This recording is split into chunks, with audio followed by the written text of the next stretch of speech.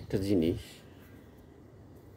যদি কোনো করল্লা গাছকে বেশি ফলন দিতে চান, সেক্ষেত্রে আপনার যেটা করণীয় করতে হবে, এর যে মাথা আছে, যে মাথা, সেই মাথাটা ভেঙে দিতে হবে।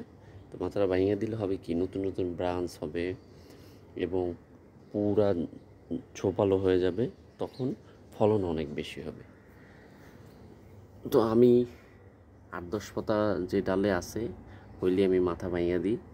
মাথা ভেঙে দিলে আবার নতুন করে ব্রাঞ্চ হয়। এই যে দেখুন, এখানে কিন্তু দুইটা গাছে কি পরিমাণ ঝোপালো হয়েছে, আল্লাহর রহমতে। আমি তো চিন্তাও করি নাই এত দূর উঠবে।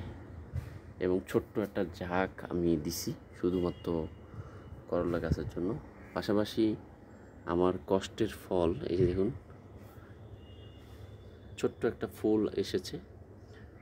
দোয়া করবেন যেন ওইটা দিয়ে ভালো ফলন হয়।